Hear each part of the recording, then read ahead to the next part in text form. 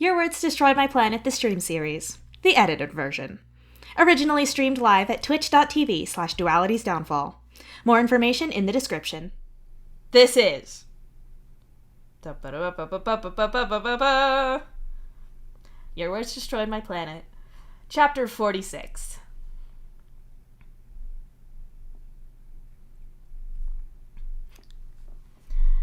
Solix kisses your neck right where it meets your jaw. He's not gentle about it either. It's like he thinks he can physically get gratitude from him to you through pressure alone. Shit, you're a genius. I love you, he says fervently between kisses. He's so close to your ear that the sound of his voice sends an excited shiver along your spine. You really should have a smart response, but gleeful laughter is all you can manage. Why wouldn't you be delighted about this? Your plan worked! Why didn't you tell me you were going to do this? Solix asks, pulling back enough to look at you. You glance from him to Karkat, who is watching you both in a daze. I mean, I wasn't sure that Karkat actually... You wave a hand vaguely at Karkat. I do, in fact, actually. Karkat teases you, making your stomach fill with butterflies. He does. Solix nods. Okay, but... You sigh and fall back on the lounge plank fully. First, I didn't want to tell you in case I chickened out or felt like it was going bad. Also, how was I gonna ask, hey, do you think Karkat would agree to date me if I asked, without coming across badly? And if I had told you and backed away from doing this, what if that made you two fight? I know it wouldn't make you mad at each other forever. You two are eternally all about each other, and nothing stops that, but I still wouldn't want to... Eternally all about each other? Karkat repeats, raising an eyebrow at you. Oh, come on. You're basically hatched for each other. You said yourself that you two have been stupid for each other since you were tiny. Nothing I could do would permanently separate you two. Not that I would deliberately, but I don't even want to do that temporarily. You tell him. Doesn't he get that? Wait, hold on. So, you've liked KK since you two were, 13? Even if you only realized it recently, it's still that far back, and he's liked you since your first conversation, basically, and still did. I know he didn't want to get between us because, yeah, we were broken up, but... Solix gestures at the space between you and him. It was obviously temporary. I could see how you two looked at each other even after you broke up. I wasn't gonna leap in the middle for a guy I was sure didn't like me, and fuck you over. Karkat agrees with Solix. Yeah, your willingness to sacrifice your own happiness for literally anyone else's isn't new information. Solix tells Karkat, who makes a deeply offended noise. He's right, though. Obviously, you knew that I was cool with you liking Karkat. We talked about that. Solix says, resting his arms on your bent knees so he can look down at you. It's kind of helpful that your lounge plank is set up in this L shape. That way you can all see each other and have this conversation. Oh, yeah, I knew that, shockingly, you getting to date two people you wanted to date wouldn't be a hard sell for you. The only problem was if this was something we could make work. You say, drawing a line from you to Karkat to Solix, and Solix to you. To be clear, you just didn't tell me, so you didn't get my hopes up if you didn't do it, or make me feel like I'd missed something? He asks, clearly not understanding. Listen, we can talk all day about the ways I'd imagine this going wrong, and we could go into why I figured that not telling anyone anything was safer, but it's not the point. The point is, I thought it could work, and I wasn't doing it on impulse. I wanted the three of us to be happy, so I asked. And clear and open communication was a better idea than trying to figure out how Karkat felt through watching how he was around me, because I couldn't figure shit out about that. Which isn't my fault, and I can't expect people to read my mind, so here we are. You tell him, in a rush of words that sounds defensive to your ears. They're words that you've gone over and over with your doc. Not preparing to recite them for this moment or anything, but trying to be okay with things. Honestly, Cotard was way more in favor of this because it was you being honest about your feelings with people that matter to you, telling them what you want, and working out what you'd do if that went badly. He was impressed that you could come up with things you'd do or think beyond die inside and say nothing if Karkat had rejected you, or if you'd screwed all 3 relationships up. Is your therapist some kind of wizard? I think I should go see this guy after what he's done for you and Gamzee, Karkat says in amazement. He says he doesn't like the term brain witch, but I'll ask if he'll take some kind of wizard, you tell Karkat with a grin. Damn, Solix says, his voice low and silky. You look at him in surprise. He's still got his arms on your knees, but now his chin is on his folded arms too. Between the look on his face and the tone of his voice, you know exactly what kind of approval you've earned from him. Oh, of course he's impressed. You did something difficult and made yourself better. You took a risk and showed strength. Of course your partner who's all spades about you is interested in that. When you glance at Karkat, you can tell that he's picked up on Solix's approval as well. You're relieved to see that he doesn't look annoyed or jealous. If anything, he seems fond and happy. What are the rules here? You ask quietly. You don't want to screw this up now that you have it. I don't know, Karkat says, and picks his tablet up again. You get the feeling that he's going to start writing shit down. You catch Solix rolling his eyes and figure that you're right. We should work this out.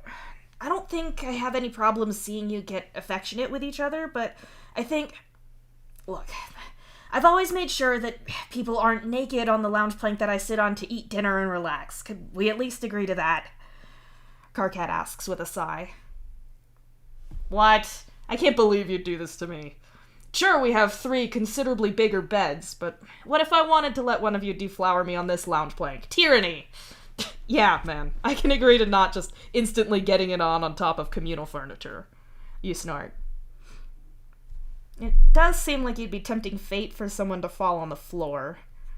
Solix agrees mildly, though it wouldn't be him, considering that he can fly. We should probably work out what to do with dates and time spent together. We wouldn't want it to be uneven. A super tight schedule is restrictive, but plenty of people have a set date night or what have you. In my experience, though, pale things are often situational. Karkat muses. I don't know. Me and Jade always just used to make plans over Trollian and put things in our calendars if it was a specific going out to do things kind of night. You tell him. We could make a joint calendar or a new group chat. Karkat muses. You're sucking all the life and fun out of this. You don't need to plan this to death. Solix whines. There needs to be some kind of organization here, and it's clearly not coming from you, Karkat retorts. Middle ground here. Some organization would be cool. At least, I'd like to know if you two were going out all night on a date, so I'm not sat here wondering where everyone is, alone, abandoned, forgotten, etc. You interrupt. See, that's what I'm trying to avoid. I think a group chat that's just focused on saying if 2 of us are going out for a date alone or at home and wanting some privacy is just common decency. I know that none of us lock our doors out of habit during waking hours, so a little warning could save... Karkat trails off, his eyes wide. You look from him to Solix, who is still leaning on your knees, only now he's looking at Karkat, his expression a little far away, but definitely interested. Clearly he's picturing something he likes here. But what? Karkat said that a note that 2 of you were on a date at home would say, oh, walking in on each other if you forgot to lock the door. So, Solix is picturing either Karkat walking in on you 2 or him walking in on you and Karkat. It's not as easy for you to imagine. You've spent so long playing mental keep away with any idea of being with Karkat that it's hard to envision it unless you really focus. You know Solix is into him flush, same as you are, so really that's no conflict at all. Your feelings for Solix are darker, but you're still human, so they will always be fuzzier. That could be good, right? Solix is looking at you now, reading you just as much as you were reading him. Probably better, actually. He's more experienced than you are. You're still on books with really large font and simple sentences in this metaphor. We should talk about that. The three of us? Solix breathes. It's quiet, but the room is silent otherwise. Him phrasing it like that, implying that the three of you, not as your arrangement now, but more literally as the three of you together, it sure does paint a picture in your mind. The three of you together at once, in one bed, with all the... Oh, wow. It doesn't have to be like that. I'm not saying no, but... Karkat looks a little helplessly at you. Not saying no, you echo. The back of your neck is prickling with heat, and the way your heart's beating is edging from excitement to something less fun. Solix smiles and leans to the side slightly to free up one arm. He reaches down and taps his finger on your forehead. I'm not trying to speed run this. I just want to know what kind of multiplayer this game has. I was happy with how things were going before. I was asking, and that's it. He tells you. Careful and lighthearted, but not patronizing. He's not fussing. It's good. It's what you need from him. The early physical tells that you're heading into panic recede, and you're back down at regular excitement over this very big situation. It's not a no. It sounds cool, but I'm an idiot that thinks a lot of things that fuck me up are doable. So, let you know when I'm higher level? You venture. That's the second smartest thing you've said all day. Solix grins. The first being the conversation to get the three of us together, I guess. Karkat sighs in the tone of someone who has dealt with Solix's shit for a long time and has now also signed up to exclusively deal with all of it. Does that... You're interrupted as all three of your palm husks ping simultaneously, which likely means the balancer chat. You can't easily reach your palm husk with Solix draped over your legs like this, so you wait as Karkat and Solix read theirs. Well, Karkat's looking at his tablet, but it's the same deal. Jade and Aradia are together, Karkat says diplomatically, eyeing you warily. Took him long enough. You snort. You're fine with that? Karkat checks. Yeah, I want them both to be happy, and I already knew about Aradia's feelings. I'm sure she'll be a better fit for Jade than I was. I mean, if nothing else, I'll probably... Me and Jade never sealed that deal, and Aradia's not got that issue. You mumble the end of that sentence. It's not as if you feel bad about whatever your sexuality is. It's not like you can control it. You were honest with Jade about your limits, and she wanted you anyway. You still love her, and you know she loves you too. Still, Jade's so wonderful, and she deserves everything she wants, even the things you couldn't make yourself want. You want her to have a relationship with someone good, and you know Aradia is great.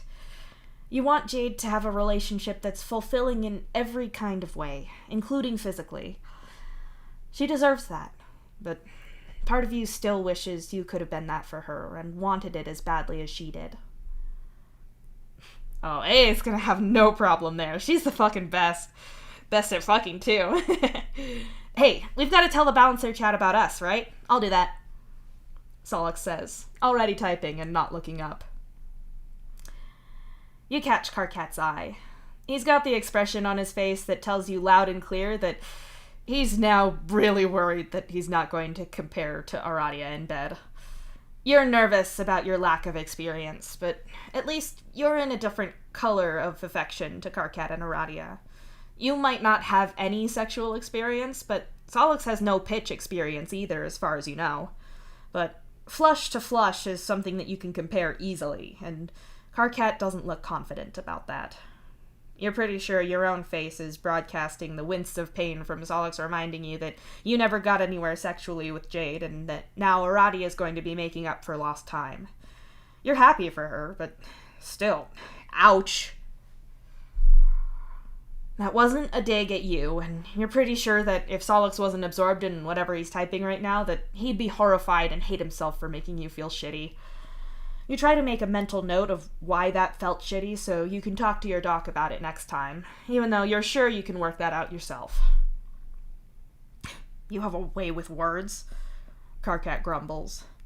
Yeah, I know, right? Solix grins as all of your devices ping a few more times. He's still typing, too. Where is my... You spot your phone on the floor, but can't quite reach it with Solix on your legs like that. Or not without flinging him rudely to the ground without warning. Here. Karkat's voice is soft and smooth as he leans forward on the lounge plank to pick your palm husk off of the ground to give it back to you. He's so close, and you can see in incredible detail how thick and dark his eyelashes are as he looks down at the floor. You watch his perfect lips part as he breathes in and how they move as he speaks. I guess idiots leaning all over you presents a hazard for these things falling out of your pockets, Karkat says in wry amusement, his voice rumbly and awesome. Karkat looks at you as he leans up again on his elbow so he can pass you your palm husk with his other hand. You couldn't care less about your palm husk right now. He's so close, and you're allowed to be excited about that. You're not pretending that things have always been platonic, and you're not stuck having to act like you've never thought about kissing him. You could actually kiss him. You did earlier, but you could do it again. You could do it as many times as you both want to. You really want to. You'd ask if you could kiss him, if he'd be okay with that, but you're not sure that you can manage to make your words smooth and appealing. You'd most likely trip over your own words and say something stupid or wildly wrong for the moment. Instead, you reach for the soft fabric of his sweater and gently pull it in your direction. It's nowhere near strong enough to make him do anything. It's a request. Please come here. Please let me kiss you. Karkat goes with it, at least a little, leaning closer to you. His face is concerned, like he's worried he's misreading this. Please? You manage. Ah, yes, good job. So glad you tried words. Karkat actually leans in then. Apparently your monosyllabic nonsense got the point across. He hesitates just before kissing you, as if you might not be wholly and totally into this. You guess you have to do all of the hard work around here.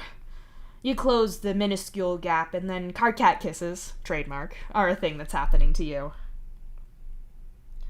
Now that it's not the first time, and you're not stressing about whether he's going to realize that this was a big mistake, you can really sink into the experience. Karkat kisses like he argues. Maybe when he first asked you out, that would have been true then too, but it would have been true for how he argued then. You think you far prefer this. So, Karkat kisses like he argues now, which is to say that it's patient. He has observed your behavior and listened to you, and now he has you where he wants you so that he can precisely devastate you. In the same way he anticipates everything you might say against his argument, he seems to anticipate what would wreck you the most before you even know it. He takes your breath away like he wouldn't leave you a moment to retort to anything he says. His soft hand, with its smooth and blunt claws curled around your jaw and into your hair, is as devastating to you as one of his famous mic-drop, curb-stomp final remarks that destroys people completely. Karkat kisses like he argues, and both are absurdly effective on you. You are breathless and obliterated when Karkat lets you go. Karkat says something before a coherent thought comes back online, or at least your ability to understand speech in what is actually your second language. You're going to use that as your excuse, even though your Alternian is probably better than your Spanish now when you think about how little you speak your first language anymore. Also, Karkat talks in his voice, which is expected, but His voice is infinitely distracting to your audio-tuned brain, so is it really that impossible to think that you'd listen to the pleasing rumble of his words rather than the words themselves? You are innocent of all charges, your honorable tyranny. Say that again. Solix purrs, a pleased little grin on his face. What? Why? Karkat asks. You broke him. Solix snickers, and Karkat looks at you questioningly. You offer Karkat your best innocent smile, and he rolls his eyes at you and sits up properly, dropping your palm husk on the lounge plank near your head. I said that we need to work out who else we're telling and how and when that happens. Karkat sighs, sounding more fond than annoyed. Hal's going to find out. He figured out something was up the first time me and Dave got together. Apparently, I'm not subtle, Solix says. You? Not subtle? Karkat gasps loudly and dramatically. You watch as he gasps more, presses his hand to his forehead, and fake faints. Oh, you cannot throw that at me! You're the least subtle and chill person I know! Solix snaps. You can't even spell subtle! Karkat snorts. Can? Solix says. Can't! Karkat replies instantly. You're looking from one to the other like it's some kind of sports match. I can't... Solix begins. You can't! Karkat interrupts. Fine. S? Solix begins. S? Never seen you use one of those before. Does your keyboard even have that letter? Karkat says meanly, a sharp little grin on his face. Subtle. That's a good point, but yeah, you're not surprised at the lounge plank cushions pelting Karkat repeatedly. Still, Solix has a point. Hal is going to know. The balancers have evidently been told. If Aradia doesn't tell Jade herself, then you have to, just out of courtesy. It's also kind of a dick move for her to not be allowed to talk about that with all of her other friends, a large chunk of which is your family. You sit up properly, since Solix is too busy arguing with Karkat and psychically flinging pillows at him to lean all over you. I need to talk to Rose, you say unhappily. Cushions fall out of the air as both Solix and Karkat look at you warily, neither knowing what to say. I can't talk to my family, all fragmented as shit. I don't want to open up that whole thing with Rose again, but I can't... I don't want to never talk to her again, or make things shitty for everyone else. You explain. I don't think you're the one making things shitty, Solix points out, and you just catch Karkat giving him a shut up look. Yeah, well, I need to talk to her. Jade first, if Ratty hasn't already told her. I'll check. You tell them both, and climb off of the lounge plank, snagging your palm husk on the way. You go into your room and sit down on your desk chair with a sigh. You should figure out Aradia and Jade first. The dark green background of the balancer chat greets you. You scroll up to your last unread. Here, hold on.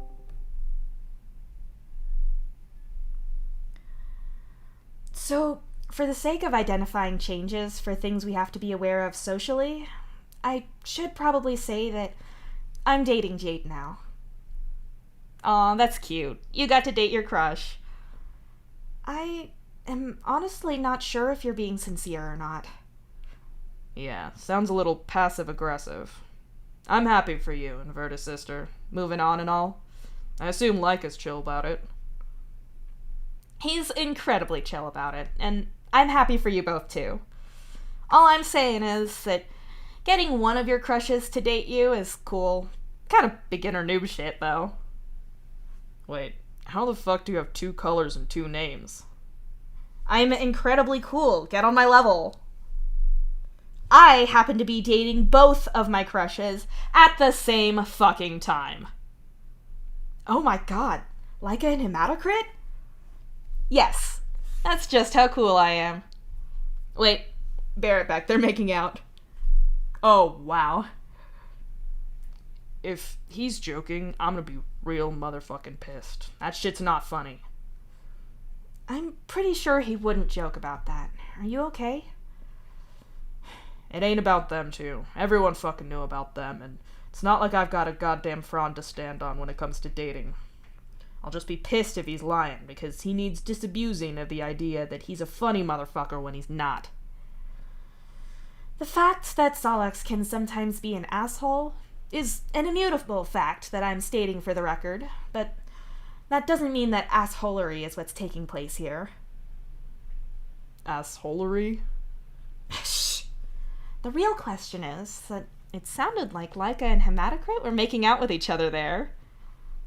I mean, yeah, that's how the deal goes. It's a closed magical system. It's never been a triangle before, but it's still the same thing. I didn't know that they liked each other like that. Well, I mean, I didn't know those feelings went both ways. They do. Like me, there are more directions it goes than previously thought, and assholery isn't happening here, I promise. Wait, let me just... They're in the main room, and I'm at my desk, so I gotta open the door and hear Hematocrit chewing him out for announcing shit so tactlessly. Maybe if I listen real close, I can hear it too, from all the way where I am. What the hell? Jade is full of shit. She said she already knew about Laika liking Hematocrit, but you never told her. Welcome to dating Jade. She knows shit, and you have no idea how she does, but she does. Word to the wise, don't bet anything you're not willing to lose. Where was this advice earlier, Too bad, so sad, but also sincerely grats. Same to you. Duelist is a really great boyfriend, and even if it's pitch instead of flush with you two, I know that'll still be true. And as for Hematocrit, everyone loves him. Besides, you were always a good team player. I just remembered I have to be not in this conversation. Wait. Are we good? I'm not shitting myself with glee over here about Duelist finally getting his goddamn hands on Hematocrit, but I'm sure the surprise going around about that is quantum kind of small. I don't think that's how quantum is used. You also never told me about you having any kind of feelings for my Moirail. Ex-Moirail. Yeah, I know, but also I'm not giving you shit about that because I heard what bro was like when we were in school. I know how he beat that shit out of you. I had kind of a crisis about it on Somnos, if I'm being real about it. And I spent all the time before then not thinking about it. I know the kind of sick, nasty, acrobatic pirouettes that you're talking about. I know I do them too, so I'm not mad about that. And I also feel in my thoracic bone cage the straight-up truth that you'd rather die than hurt him, so I don't even have to ask you to be good with him. I spent a lot of time thinking about this. I didn't just start this on impulse. Yeah, I believe you, and even if Megalodon's giving you shit about taking one from this team of yours, I get the whole backup thing. You don't need to be worrying so much about Duelist if you've got Hematocrit being himself, and he ain't worrying about you if the other guys... etc., etc. Yeah, that's part of it. I feel that. You're good backup. They're lucky. You've got my support, and I have no intentions of being any kind of problem about this, but emotionally, I feel some things about this. About one side of your triangle in particular. Pagliacci, I get having feelings about this. Seeing Laika and Duelist together makes me feel sad sometimes. I'm happy for them, but I'm still sad that I lost what I had without meaning to. But you and Hematocrit broke up mutually, remember? You there, man? Shit, sorry, no, I'm here. Hi, Tavros? I was trying to say that I get all this shit, and I'm not gonna cause any kind of problems or start any arguments. But that I should let you know that I feel raw about it, and that's fine, and it's my problem, and it's fine and good to be feeling things. And to not go taking any mood I might have about this whole thing is me making problems where there ain't any. It's just processing. And I'm fine, and this is fine. My emotional reaction doesn't mean someone grievously wronged me. Feel the feelings and that shit. I appreciate that, man. Let me know if you want me or us to dodge you IRL or in here as much as possible for a bit. Hi, sorry about this. He's going to go now, and I know people who aren't you aren't meant to be in here, but, I may have overcorrected a little much, if that's not too much information, and I didn't want him to just vanish from the chat. Oh my god. Oh my god. Okay, well, I'm gonna go try to talk to Rose so I can get all the high-stress conversations in one day. I'm going for the high score! Also, I'm really happy for you, Megalodon. I really am. Jade's a goddamn mythical wonder. You're a lucky lady. And you too. It's kind of funny that so many of us have just swapped people. Yeah. Burke would have got a kick out of that cycle of life and that shit. I miss him, but we'll see him again someday. I'm looking forward to that. Same, but I'm gonna bounce.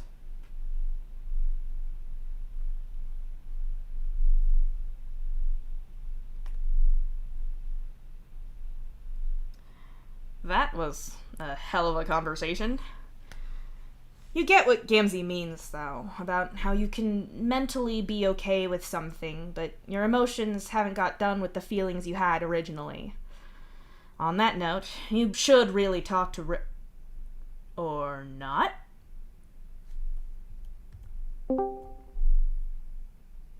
So, are we cool then? Jade, how fucking dare you? How could you do this to me? We are simply the coolest people there is. Who has been telling you otherwise? Oh, no, don't think that anyone has been saying that we aren't cool. Then who questions our coolness, Jade? Whomst? No one questions how cool we are on the scale of cool to deeply uncool. Everyone knows that we are at peak coolness. But are you and I cool emotionally? Yeah, we are. Are you sure? I know I still feel sad sometimes about our breakup. I do too, but mostly I'm bummed that I wasn't able to be the right person for you, since it'd make sense for us to be together with how equally cool we are. Same, but I never wanted to change you, and realizing that I was heading that way, I couldn't do that. I'm happy that you're with Karkat and Solix, though. I can see that working. Me too. And Radia is the coolest, and Solix has already dumbly blurted out a bunch of times how good she is in bed, so there's that. Oh my god, did he really say that? Out loud to you? He really did, and I don't think he even realized how much foot he crammed in his mouth. Me and Karkat sat there like, look at this dumbass, and he had no idea. In fairness, no one in that hive thinks before they speak. Dumb boy hive exclusively. Rude.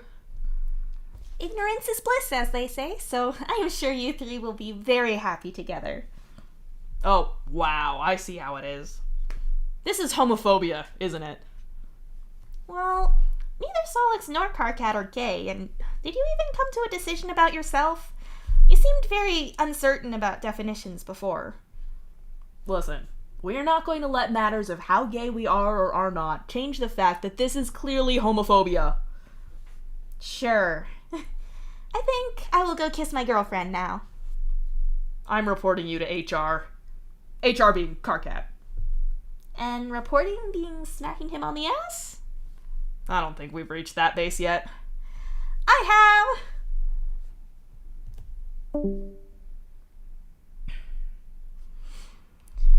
You need to talk to Rose. You fucked about talking to enough other people. You have to do it. You don't think you should do it over text, though. At least face to face, you're less likely to misread something she says because you're defensive and on edge. It can still happen in person, of course, but at least you have more physical cues to see and you can hear the tone of her voice. You shoot her a message that says that you're going to come over to talk and then wait 5 minutes as you stare at the screen. She's online. You're pretty sure she saw it, but she's not said anything yet. By the end of the 5 minutes, you're debating going over there anyway when you get back. I'm at home. Okay then. You get up once more and leave your room, returning midway into an argument or maybe a pale debate that's getting loud. You're not totally clear on the boundaries between Karkat being Karkat and Karkat getting pale.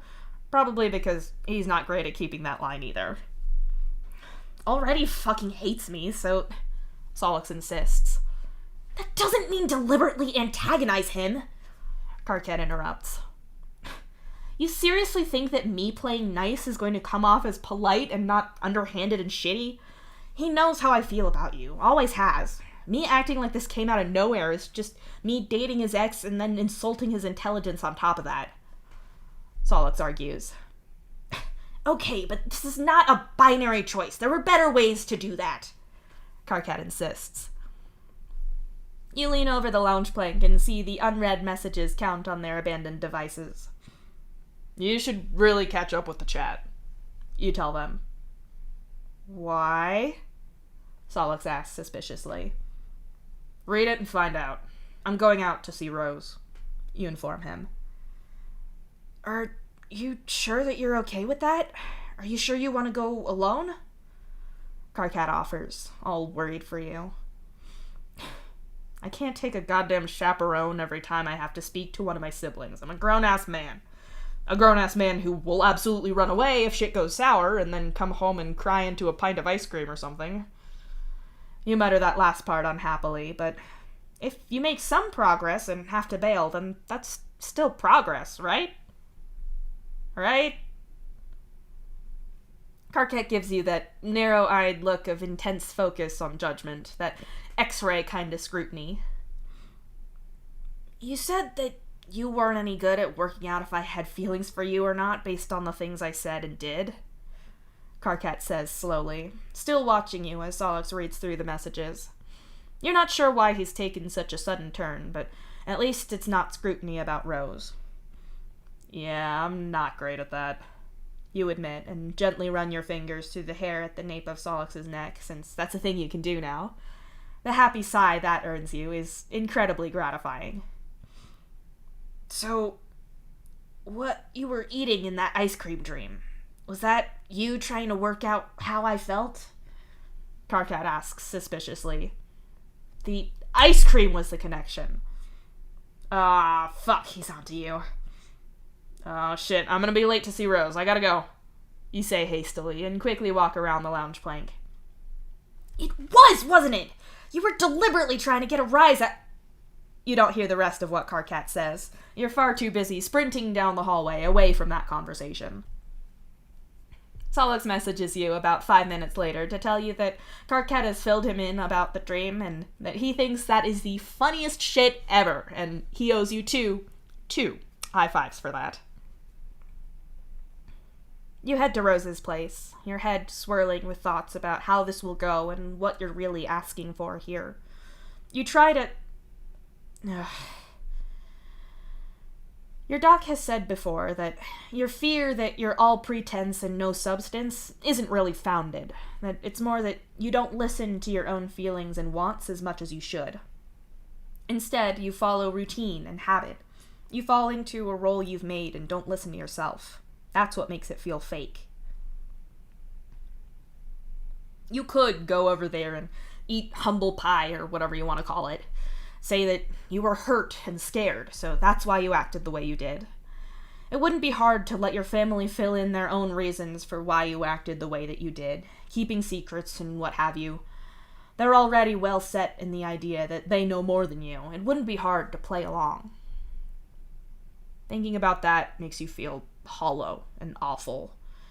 It was one thing to keep the supernatural shit and your torture in the lab from them, but it's a whole new thing to lie about how your entire life has been and how you feel. That's not what you want. You want your relationships with your family members to be real and authentic. Despite all the hiding that you did before, they were real enough before this. If you wanted to convince them, you'd have to undo all the understanding that you've gained from some of them and fake everything. That isn't how you want to do this. But here's the horrible twist. You miss them all so much. You miss them, and having such an extravagant asymmetry in how pissed you are or aren't at each of them makes things impossible. When you were only talking to Hal, you know it pitted the others against him. You can't in good conscience cause chaos among the people you love most by doing that more. And you miss Rose most of all. Despite how bad things have been with the two of you lately, she has always been your other half. Not in that creepy twin way where you're not your own people. She was your guide around the world before you ever had Beck. She'd read things to you when your eyes were too tired to strain to make things out. She always knew when something was up with you. You'd tell her things that you told no one else. And she was the same with you. The shit Rose pulled might have caught you off guard, but the fact that she was willing to kick the captain out of an airlock to defend you is the only bit that doesn't surprise you. You and Rose always went to bat for each other when it came to it, and fuck if Rose didn't smash people's kneecaps apart with that bat if she had to.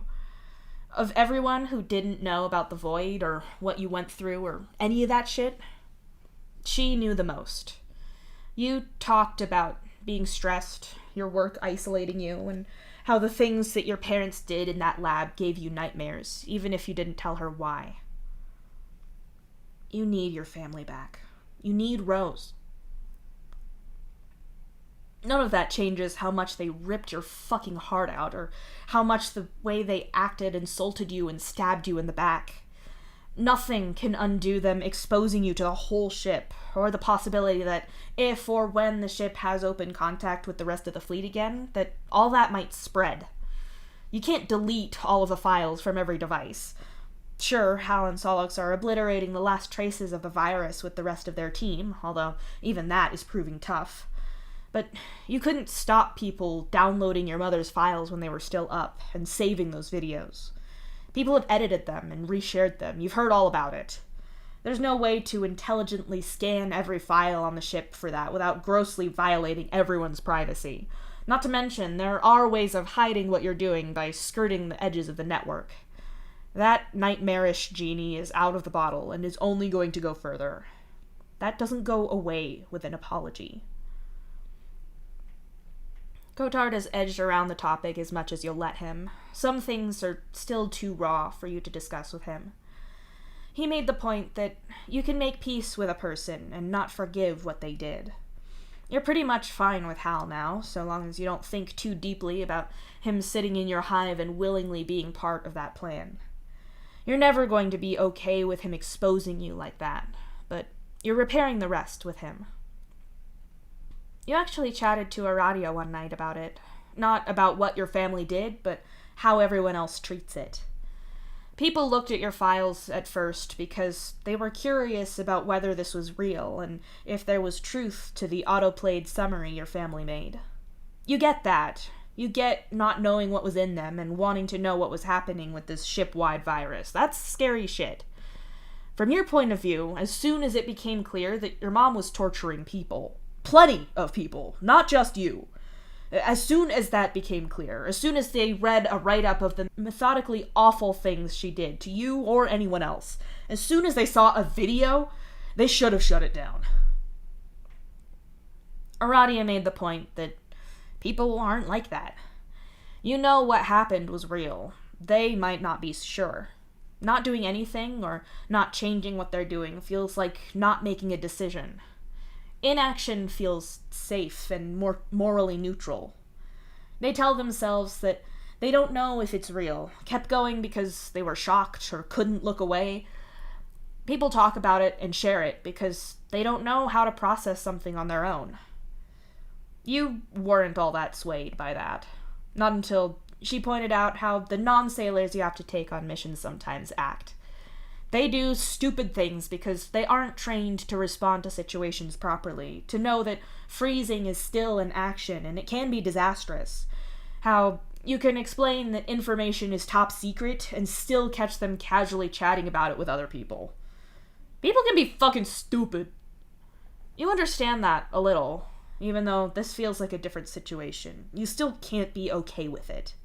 If some stranger in public starts talking to you about what's in your files, you're going to react badly, and none of Radia's reasoning will do shit about it. And your family doomed you to that. So, there's your whole dilemma. You can't forgive a lot of shit, but you also can't fake things with your family anymore without dying inside. Yet, you miss them insanely, Rose most of all, so... Dave. You look up. You'd been zoned out as you walked here, but now you're outside Kanaya and Rose's hive. Kanaya is waiting outside of the closed front door, her expression intense and watchful. You can more or less deal with her reasons for what she did. She's like Karkat, acted on principle and didn't expect you to thank her for it. It sucks, but there's honesty and responsibility in that. If someone's going to ruin you, then at least it should be a hard choice for them. At least they should feel that they did something meaningful and do it for a good reason. No prizes for guessing why causing you agony without caring hurts significantly worse for you.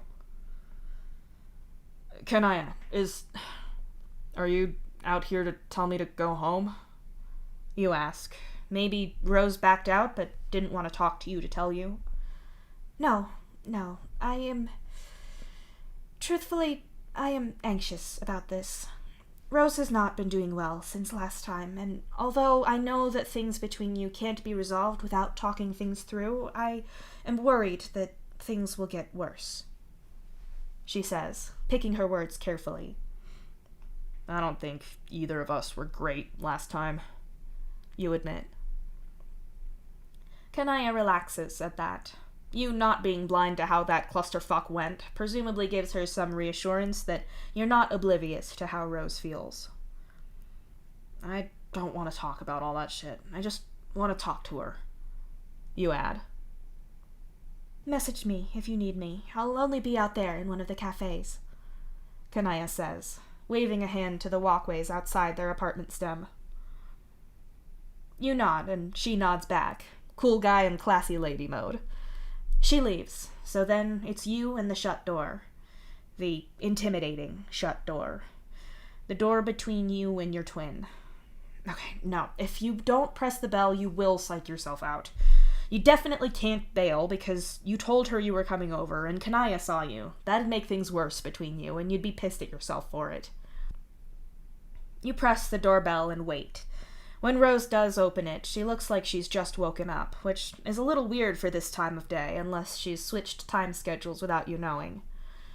The two of you stare at each other for a moment, and then Rose steps back and walks to sit down on one end of her lounge plank. You pause for a moment, and then follow her. Rose is at one end of the lounge plank, and you're at the other. Her hive is silent, and the lights are mostly from the weird lamps that she and Kanaya seem to collect. If anyone's going to start talking, it should really be you. Look, I don't want to talk about all the shit that went down. I don't want to argue, and there's a lot I'm not ready to go over again. But I miss you. And I get that you thought I was dead at one point, and we've barely seen each other since, and it's probably not helping that we're tense from that before we get into anything else, you know? I keep thinking about talking to you about things, but I can't because we're not talking, but shit, what if we don't fix this? Then we never talk again. Is that it? You say, looking at her hopelessly. We can't simply sweep everything under the rug and pretend things are fine, Rose points out. I don't want that either. There's shit we both have to answer to. You agree. I can't ignore things, Rose tells you, and your heart sinks. Maybe this was a bad idea. But, Rose says in a quiet voice, we could address some of it and talk about whatever you wanted to talk about as well. That's an olive branch, and it's one you're not about to slap out of her hands and out through an open airlock, that's for sure. I want to try, at least. Even if I've got to bail at some point, or at least trying, right? I didn't want to make things so tense with our family. I'm sure the triplets shit is all wonky and messed up again. You admit. You know what Hal and Dirk are like with each other. Roxy's always the middleman, and she loves that, Rose says sarcastically. Roxy hates mediating their shit. Hal and Dirk put her in the middle so often. Ugh, that's really the kind of thing I didn't want. The whole meeting thing was supposed to... I don't know, do it all in the open and at the same time, so there wasn't so much who was first kind of shit. That was the idea. You sigh and slump back on the lounge plank. The openness worked, but it was a lot of emotion in one space. Rose manages. A very diplomatic way of describing the shit show that it turned into at the end with both of you. Did you mean it? Rose asks after a moment, her gaze on the floor instead of you. That's a little vague. When you said that I was like Mom, she adds. You wince. Ah, that. I mean, I'm not gonna lie. The part where you cared about what you wanted and anything I thought or felt wasn't shit. Yeah, kinda, yeah. And being so sure that you're right, and you being right about one thing means that you can do whatever the hell you want. Also, yeah. You admit. But you go on before Rose can speak. I know that after what all of you showed everyone, I was really on edge about that shit. All of us are on edge when we see shit that reminds us of either of them, and the trauma Thunderdome that I'd set up sure as shit wasn't helping. If I thought you were actually the same as her for real, then I wouldn't be anywhere near you. So, you were on edge, upset, and emotional as you saw me acting in a way that reminded you of her. And I imagine that you wanted to hurt me. Rose concludes, watching you carefully. Yeah, after what you did, if you're gonna stab me in the back, then you don't get to be surprised if I give you the goddamn knife back. You hiss at her. And twist it, too, she says back instantly. This is exactly what I didn't come here to do. You mutter. You want to go. You want to bail and get out of here. This has gone south. You tried, but it's time to go. Instead, you try to wait a moment. Count to 20, or whatever. List everything you ate today in your head. Visualize your desk or something. Anything to give you a moment's space from what you feel and what you're going to do. If you're going to leave, you want to choose that, not to bolt like a scared kid. Perhaps I could offer a few apologies for things I am sorry for, to cancel out the things we weren't supposed to argue about. Your sister says, very carefully, the move calculated like a chess game. That doesn't mean it's insincere, though. Rose usually thinks her shit through like that. You're gonna, what, collapse the argument waveform? You ask, with a laugh that's so silent it's basically just a sharp breath. That's definitely how people and also physics works. I'll ask Jade if you don't. Rose falters. She thinks most of her shit through, just not that. Don't worry about Jade, you tell her. The feeling of wanting to run is waning. You're glad you took a moment with the feeling instead of instantly acting on it. I wanted to apologize for showing up at the bar. I realized that you were trying to cope with the situation among your peers before dealing with us, and I let my own fears about everything drive me there. I was thinking more about myself than you. I admit that. I'm sorry. Rose apologizes. You sit up a little straighter and feel a bit of tension in your shoulders unspool. And I know that whether you drink or not is your choice. I think it's a bad idea, but it is your choice. I think it was the shock, the fear, and the realization about how much you'd hidden from us that made me realize that if you did have a drinking problem, we may not know about it. Rose goes on. Alcohol and sailors, it's part of the culture. I'm not really into it. I don't have a problem. When something really good or really awful happens, you have a drink together. Everything was awful, and yeah, I wanted to get fucked up and not think for once. I wasn't even that bad, but it was still the most drunk I've ever been. You two showing up like that was the worst, you tell her emphatically. For the record, I think that's an unhealthy culture, but I can understand your thinking of wanting to get away from your thoughts that night. I'm sure that us showing up was publicly humiliating or embarrassing for you, and I'm sorry about that. Rose apologizes. It's not sitting right with you. It doesn't feel sincere. Do you mean sorry for showing up and starting shit around my people because you were worried instead of thinking of what I needed and wanted, but you're not sorry about the alcohol thing? You ask, trying to tease apart the bits you buy and the ones you don't. I am sorry for showing up and launching into everything out of nowhere, and sorry for doing that at the bar with that audience. There would have been a better time and place to talk about the alcohol thing, and I'm sorry that my reaction to seeing you drinking made everything else more intense. Rose explains. She's not sorry about her opinions on the alcohol, or that you know about her views now. That's the kernel of not sorry that was getting stuck in your teeth. I get why you were emotional about all of that, and I'm still pissed about it, but I accept the apology for that part at least. I still think the shit you were coming to yell at me about was shit, but we're not talking about that. I'm only touching the wrong time and place part. You clearly tell her. That was the part I was apologizing for. Rose agrees. Good. You're on the same page there. That's progress, at least. You lean back on the lounge plank and shut your eyes for a moment. You open them after a breath or two and look up at the ceiling. It's decorated with gauzy fabric that your twin and her girlfriend have pinned up. You suspect they're going to get married at some point. You'd really like to go to that, and for it to be a great time, instead of how things have been lately. Don't worry about Jade. The two of us are cool. You say softly to the ceiling. Well, to Rose. So the two of you often say, but I'm not sure I buy that. Rose chuckles softly. Rude? But no, we're all good. Not gonna lie, it felt like I got my heart ripped out when I was down there, but we're fine now. It wasn't mutual when it happened, but after some stuff and time passed, we talked, and I think it's good that we're over too. I was talking to her before I came here, actually. She and Aradia are a thing now. You say.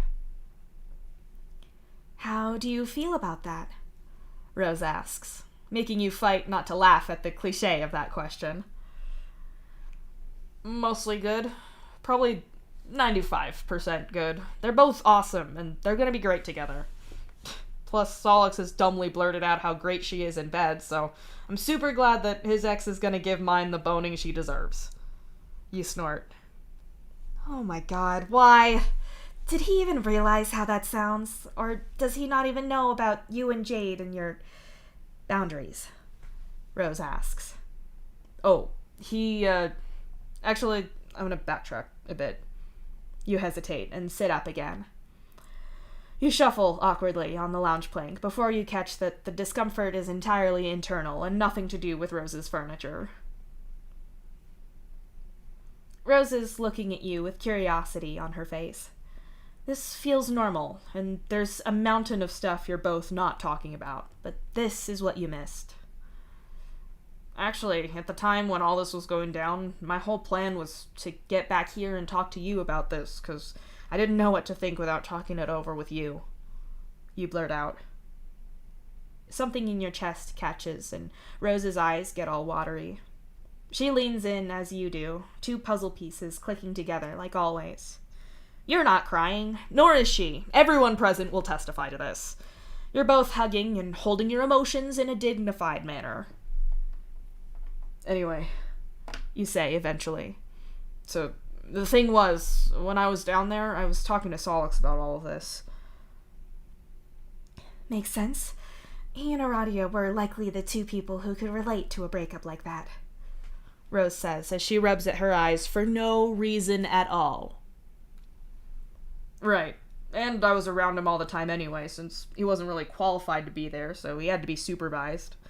So, we talked a lot about me and her, and me, and... You make a motion that you hope conveys the weird, multifaceted oddness of whatever your orientation is classed as. And I suppose he found out about Bro there anyway, so I can see how that'd lead into his obsession with future generations, which... that's still a present thing, isn't it? Rose grimaces as the idea occurs to her. Yeah, I could make him go away for a bit, against his will, if I have to, so it's not like he was always hovering there when me and Jade were... You wince. That's awful. Even so, the knowledge of what he wants certainly taints things. Your aversion to... Rose begins.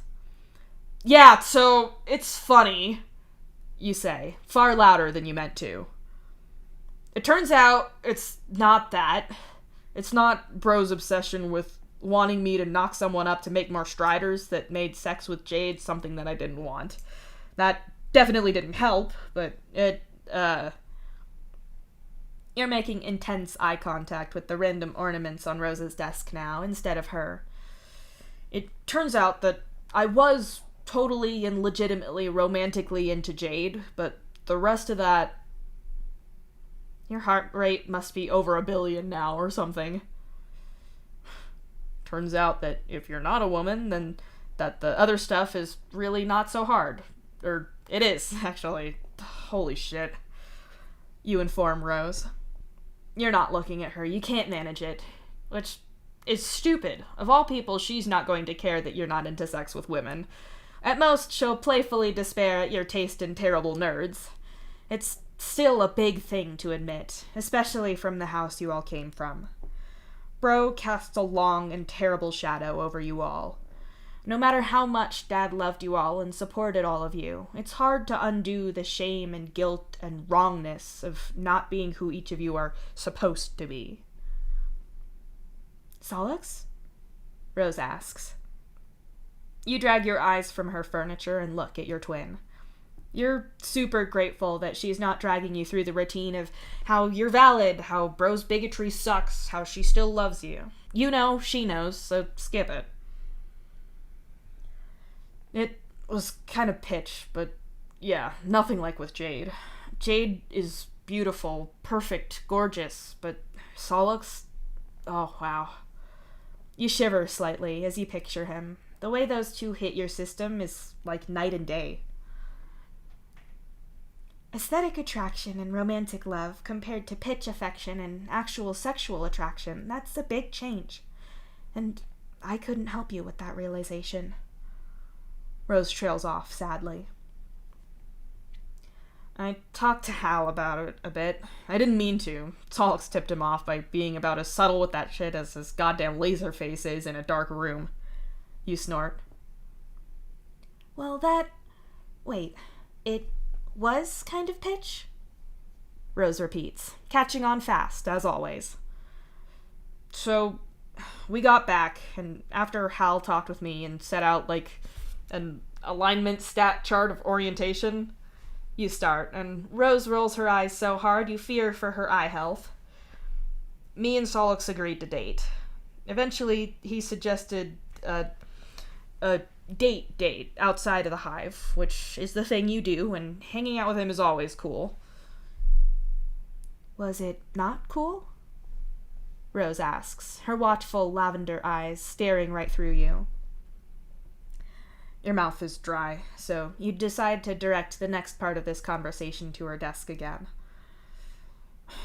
I had a complete shit hive maggots mental breakdown about it, actually.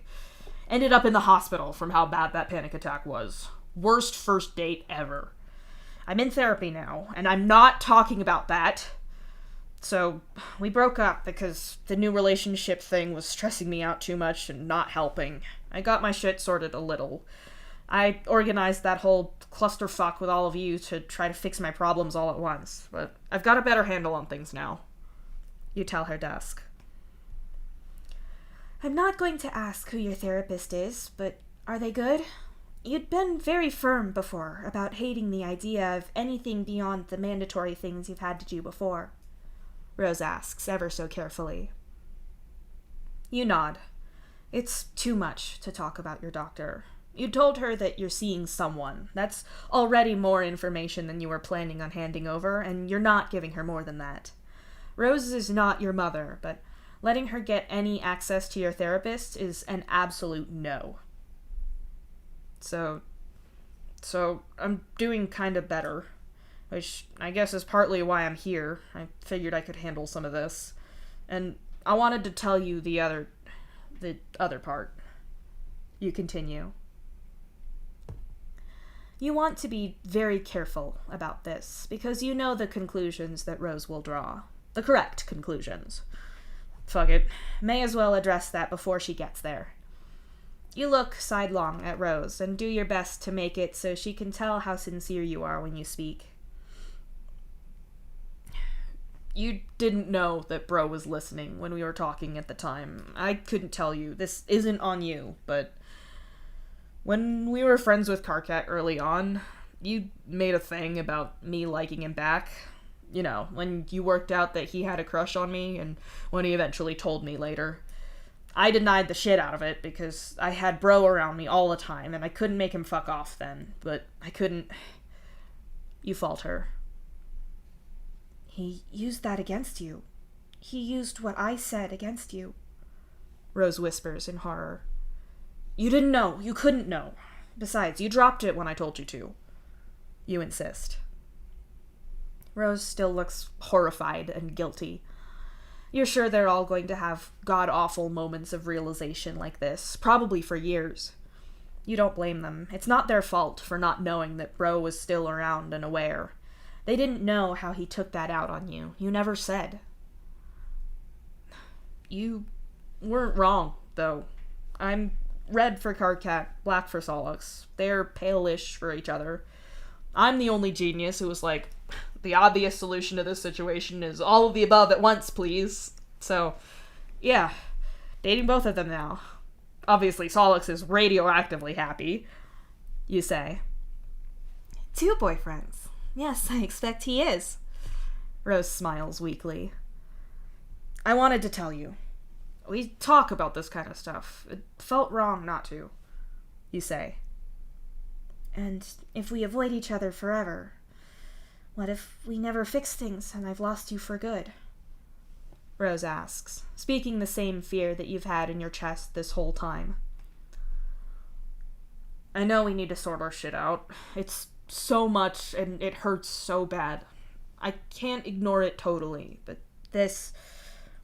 I miss this, you say, motioning between you. Me too. I never wanted... You know I love you, right? Rose asks, looking over at you. Yeah, I do. I love you too. I've not loved a lot of what all of you've done lately, but I do love you, you explain. Rose doesn't comment on that, probably because anything she'd say would be veering into talking about things you're not talking about. It'd be her justifying her actions, which would only get under your skin. This whole time-out thing would be ruined. So, it's a polyamorous thing, then? Not a vacillating arrangement if you're flush for Karkat and Solix is also that way partly? Rose asks instead. My thing with Karkat isn't affected by his thing with Solix. I say that, but we literally just arranged this all in the last hour or two, so maybe in practice it's going to be different, but still. We've already told the other balancers, and Jade knows. It didn't feel right for me to not tell you two, even with everything being the way it's been with us. You say. Well, I wish you good luck with that. I'd be more concerned about you going through such a drastic and sudden change in the gender and number of people you were dating if one of them wasn't Karkat. I'm entirely certain that he'll be perpetually eagle-eyed for any sign of things going wrong, and should he find anything, he will announce it loudly and often. Rose laughs softly. I'd be more annoyed at the Karkat slander if it wasn't painfully accurate. You snort. Rose smiles, and both of you relax a little more on the lounge plank. You're leaning back with your legs stretched out in front of you, whereas Rose's legs are curled under her as she leans against the back of the lounge plank with her head turned slightly to look at you. It's a big thing to admit. I'm happy you were able to do that and find something that makes you happy. Especially with people we both know and like so well. I hope everything goes well with your new relationships, with your boyfriend and partner. Rose murmurs, her voice low and earnest. It's all... Wait. With my... You ask slowly. She said boyfriend and partner, but you never said about Solix to anyone. You stare at Rose, trying to keep your face as neutral as possible.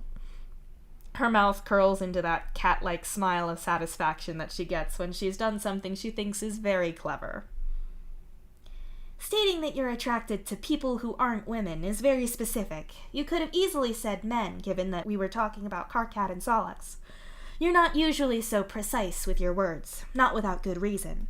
So, Karkat and Solix aren't women, but you're not saying men either. So, unless you have discovered another attraction for someone outside of the binary within that short time frame, I'm going to guess that either Solix or Karkat is not best described as a man. My money would be on Solix. Rose explains. I didn't say any of that, you managed to say. No, of course not, and I didn't infer any of it either. I certainly won't change my wording around anyone after this, and I will be entirely fresh and lacking in prior knowledge regarding any announcements about this afterwards. You just might want to watch that particular turn of phrase in the future. If there are indeed any undisclosed identities at all, which there aren't as far as I'm concerned. She says, very carefully. I wouldn't want to open my mouth about someone's gender if it wasn't public knowledge. That'd be really shitty. Not that that's relevant to anything now, at all. You whisper. You will have to tell Solix about this. Fuck. Of course you wouldn't. I don't even know why you're bringing it up. It's entirely unrelated to our discussion about your new relationships. Rose nods. Yep, totally. Mm-hmm. You agree stiffly. This is awful. You of all people should know better about this shit. You can't open your big mouth about that sort of thing and out someone. It doesn't matter how fine with it the person you told is. It's not your information to share. You pull your palm husk out and quickly open a new message to Solix. You don't need to tell Rose to give you a minute. She knows what you're like. When you have to message someone, you just have to do it right then and there. Admittedly, it's usually so you can accost one of your mutual friends with a terrible joke / comment / personalized art crime, but the outcome of you dropping out of a conversation to message someone right now is still the same.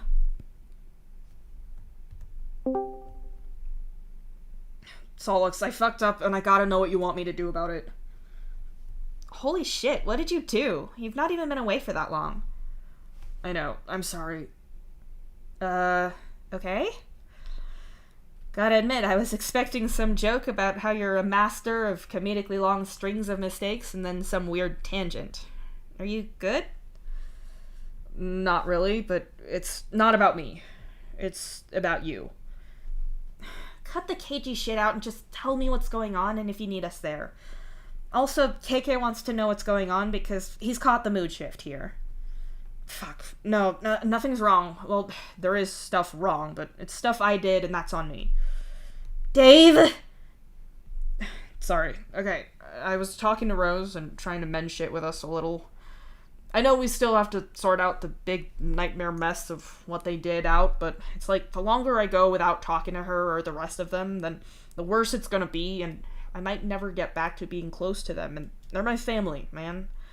And Jade knows about us, and it's not fair to ask her to not talk to her friends about us forever just because I've got problems with my family, and not to mention the situation that I've left Hal in with us and the rest of my family. Okay, I get that. So, what happened? I went to tell her about the three of us, but I had to do the whole backstory part. Can't leap in with, like, surprise, I'm dating these guys. Surprise? KK says you're panicking and to take a breath. Right. I had to tell her that the not wanting to bone Jade wasn't just a bro trauma thing. Yeah, I mean, I'm not super versed in human sexuality, though I'd like to be. Fuck, ask Karkat or Hal if you want a lecture.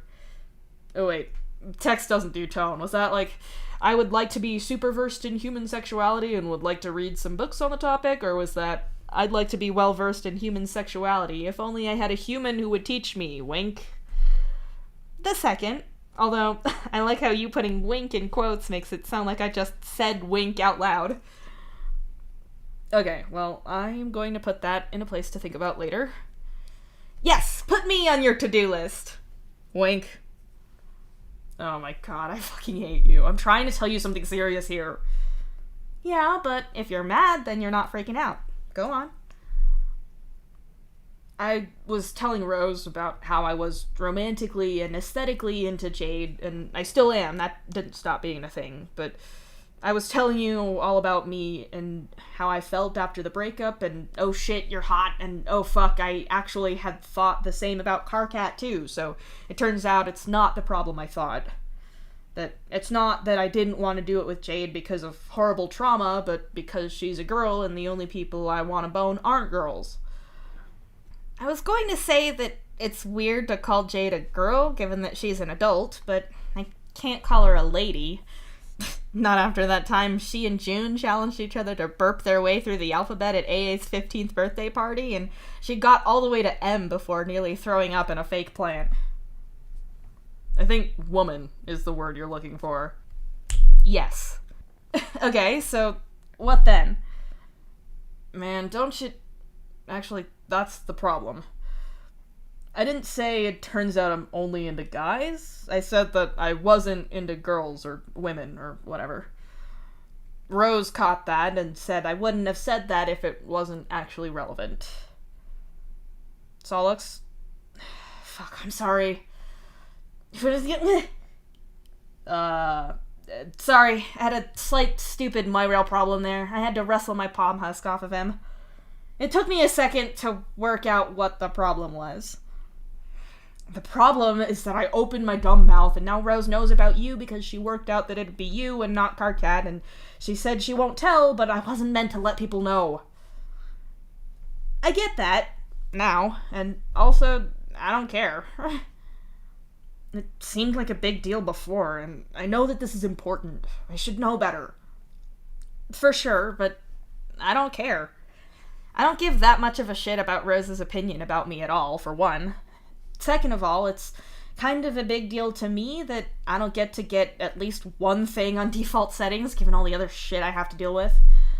Doesn't mean I care about what anyone else thinks, or if Rose knows or tells the whole ship.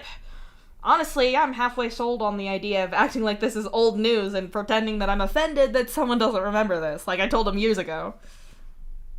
Wow, that's kind of evil. But very funny for me. You are a goddamn gremlin 200%, I swear. You're not upset, though? And you don't want me to say or do something damage control-wise about this, though? Nah, I don't care. Okay. I do appreciate you asking, though. I know you have my back, but it's still touching to see. Insert innuendo about touching here. Boo, lazy. Sorry, man, I'm trying to take a hard turn out of accidentally outed my partner Terror, and it takes a bit to switch that off and flip the switch back on innuendo. Wait, I mean turn it on. Slow, but you got there. Okay, now all I'm seeing is innuendo, so I'm going. Okay, I will unstick KK from the wall now. Maybe he'll have learned his lesson about taking my palm husk. I doubt it, but see you later. I don't know how to verbalize spades. They're doing spades at each other.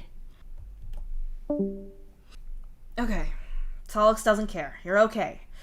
You're really goddamn lucky that he doesn't care, because you definitely fucked up there. You look over at Rose and see her politely pretending to ignore your probably blatant panic and the very obvious answer of what you'd be panicking about. Sorry about that. I had to do a thing. You say vaguely. Had to check with someone about, you know? Rose adds, equally vaguely. Oh, yeah, for the whole deal. The one at the time and the place. You agree. Obviously. You couldn't be clearer. Rose agrees, and you both quietly laugh at your stupid little joke. I was thinking, Rose says afterwards, maybe we should make an arrangement for this situation with us. If we're going to sit down and have a normal moment, then we could also agree to talk about one thing that's heavier. Perhaps at the end, in case we need to call time on it and leave. If it's structured, then perhaps we could better anticipate it, Rose suggests. You can see how that'd make sense. If the two of you can slowly bleed the pressure off of this whole situation by carefully venting it in a controlled way, then you can deal with it. Otherwise, you get the build and explosive release that was your last interaction, which obviously went badly for both of you. Actually, that would be your last several interactions. You want to ask if the discussion about the bar counts for this time, but the very fact that you want to offer it instead of discussing anything else probably means that it doesn't count. That sounds smart. I hate it, but it's probably a good idea. I should probably go after this anyway. I can tell I'm already a little twitchy, so I wouldn't want to add a lot more to that. Also, I've got 2 people in my hive who for some reason really want to make out with me, so I've got priorities here, Rose. You joke weakly. I can only imagine the chaos of your hive, and I'm very glad that I'm here now, thank you. Rose scoffs, like she isn't an agent of chaos herself. Sure, so go on, pick something. Maybe don't go right for the jugular with us, but... You wave a hand at her to get on with it. You could pick a topic, but you don't feel up to it right now, so she can do it. Can we talk about how we thought you were dead? Rose asks. Your heart sinks as you look at your sister forlornly. You've heard how this went. They weren't supposed to know about you jumping the shuttle through the void. They'd thought you'd all vanished and died. Even if they hadn't gone looking into things they weren't supposed to, there was every chance it could have taken you longer than it did to reestablish communications. It could have been far too long with no contact where they assumed or feared the worst. I'm sorry you had to go through that. I know everyone knows it's a risk. Being a sailor is like the most dangerous job going, but... You sigh. We just always think that it's never going to be you. Rose finishes for you. I know. I do actually love my job, you know? I didn't get much of a choice thanks to the ghost shit, but I legitimately like the sailor stuff. Seeing new planets, getting to play with cool tech, exploring, it's great. I know there's a risk with it. I know it's stressful whenever I'm gone, and there's probably always that fear that something will go wrong and I won't come back. I'm sorry you had to deal with that. You tell her sincerely. No matter how mad you are at her, you're sympathetic to this much, at least. You weren't so understanding before when she threw it in your face like her suffering gave her license to do the shit she did, as if you weren't dealing with worse. This is different. Rose is simply talking about the fact that they all thought you were dead. I know you love it. I know it fits your need to do new things all the time, to mess around and find weird on-the-fly solutions to problems. I get it. I did always worry a little when you were gone, but really, I didn't feel it that much. I was so sure that you'd always come back. Seeing you vanish it legitimately broke me. Rose whispers, her eyes watery with unshed tears. You're sorry for her, but it's not your fault, so apologizing feels wrong. Instead, you lean against her, as if the physical proof that you're here now is helpful. But you really... Can you tell me exactly what happened? She asks. You explain how usually the ships have pairs of balancers and why the shuttle journeys can be perilous. You tell her how you and Aradia had set things up and how it went wrong, how you fixed it and saved them but had to fight to keep the rest of you out of the void for good. You moved the whole shuttle like you did the Atuan, but all by yourself? Rose asks when you're done explaining. Yeah, I didn't know I could do it then. If I didn't try, then people were going to die, so I did it. I ended up passing out and got a giant nosebleed, which is awful in 0G. Nearly choked on my own blood. Dumbest way to go, I swear. It's cool, though. I was fine. And it meant that I had more experience for when we needed to move this ship, so that's something. You shrug.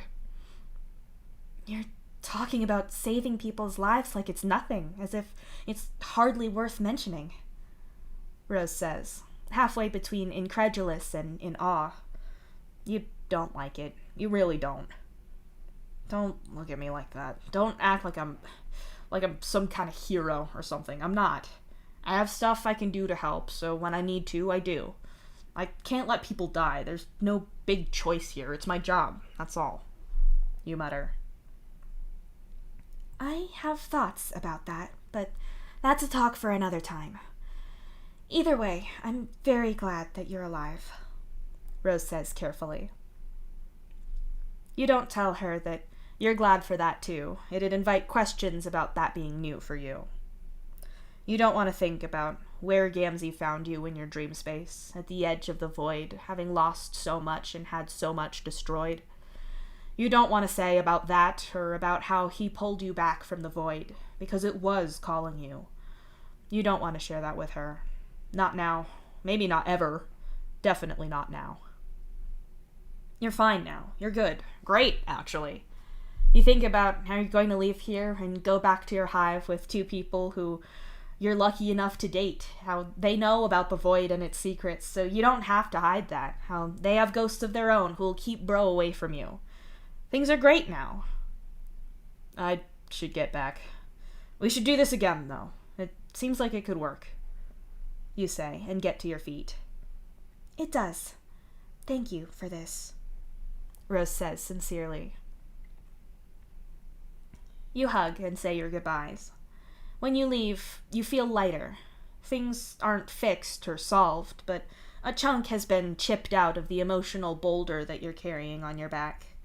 Truthfully, you're tired out, emotionally at least. You took the plunge of asking Solix and Karkat to engage in the best dating triangle that anyone has ever seen, and now you've started repairing things with Rose. All very good things, but as the good doc pointed out, good stress and bad stress are still stress. You think you've more than earned the right to go home and have your new boyfriend and partner be all affectionate to you for the rest of today, which is good, since that's just what they do.